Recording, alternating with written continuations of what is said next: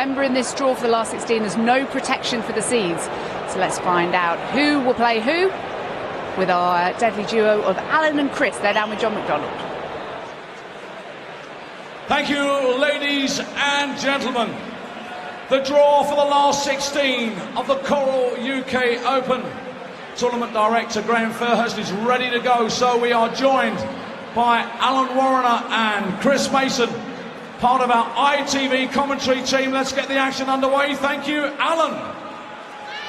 Number 13, Paul Hogan will play number 1, Gerwyn Price. Number 2, that's Alan Tabern, will play number 12, that's Raymond van Barneveld. Number 11 is Ian White. He will play number 6, Martin Lukeman. Number 15 is Michael Smith, and he will play number 8, Alan Norris. Number 5, Kim Huybrechts. He will play number 10, Joe Cullen. Number 4, Daryl Gurney will play number 9, Vincent van der Voort. Number 14, Simon Whitlock will play number 3, William O'Connor. Number 7, Rob Cross, and he will play number 16, Peter Wright. And ladies and gentlemen, that concludes the draw for the last 16 of the Coral UK Open. So there we have it, Paul Hogan drawn out first, and he will play the Iceman, the other Iceman, Gerwyn Price, the Welshman. Alan Tabern against Raymond van Barneveld, who won this competition twice a decade ago. Ian White versus Martin Lukeman, who's making a name for himself here. Michael Smith versus Alan Norris. Kim Huybrechts is going really well. He's up against Joe Cullen, who's one of the favourites to emerge from the pack, perhaps, one of these days. Daryl Gurney versus Vincent van der Voort. That should be an interesting match. Simon Whitlock against William O'Connor, who came so close to a 9-darter. And Rob Cross, who was a Riley's qualifier last year. He's given up this job as an electrician. He's now gone pro, up against Peter Wright, who is now the tournament favourite. Well, let's get some reaction to Peter Wright's victory that we saw just now on stage against Dave Chisnell. He's now talking to John Rawling. Thank you very much, Jackie, and good to see once again Peter playing well, and good to see him as well playing without the problem of the limp, which was yesterday. He seemed to have recovered well from the injury. Yeah, Joe gave me some magic potion that I put on my leg and left it overnight, and it's a lot better today. I can walk about the hockey, and it's great, so it's easier for my game. Were you surprised you got past Chizzy a bit more easily than you might have thought you did? He had double problems, didn't he? Well, to be honest, I think Chizzy didn't even play half his game, and nor did I, to be honest. It's one of them very difficult games. We're waiting for each other to go, and it didn't happen. So, unfortunately for the crowd and everything, to apologise, guys. It wasn't a great game. You must get sick of people saying, how much would it mean to you to get this major title, get this televised championship? But here you are with big players out of it, and you are the favourite. Yeah, but, I fancied my chances before I come here, and when Michael was supposed to be in the tournament. Anyway, Mike, hope you get well soon, mate, and get you back here. It's very hard. We're missing Michael, we're missing Phil Taylor, and it's, if I was to be lucky enough to go and win this tournament, I wouldn't class it in my head as winning the tournament without them two guys in it. Because you want to be there to beat the best. Exactly, but no disrespect to every other guy in this tournament. They're all fantastic players who all can beat each other as well.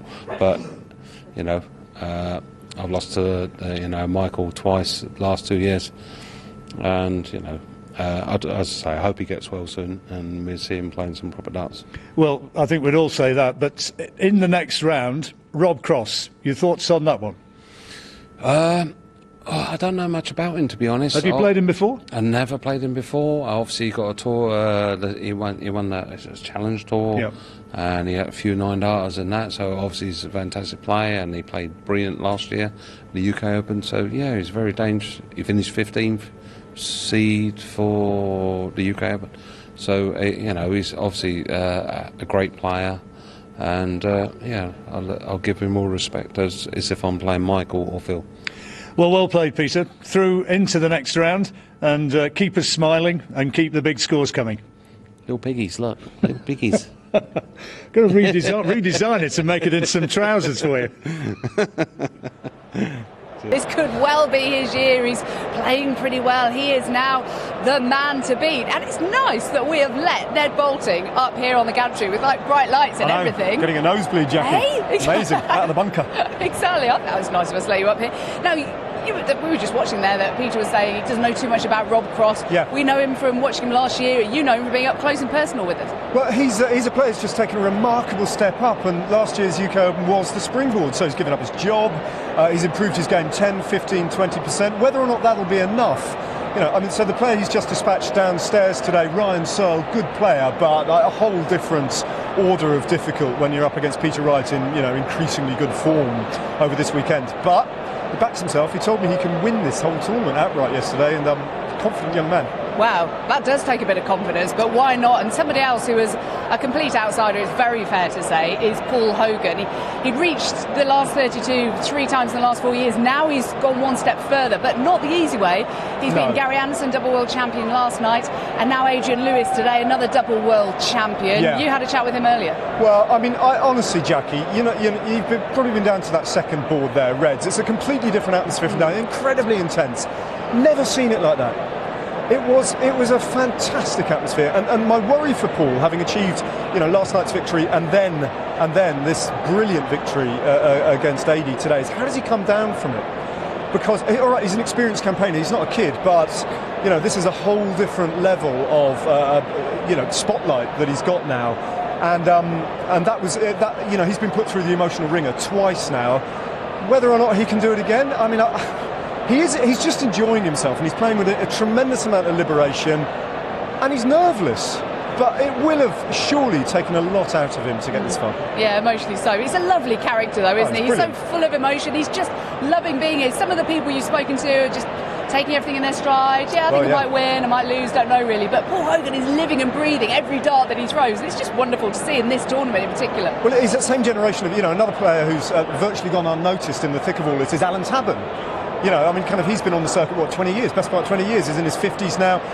Watch out for him, because he wouldn't have expected maybe to get deep into the weekend here, but he is there, and he's got the experience. He's a former semi-finalist in the UK Open over a decade ago.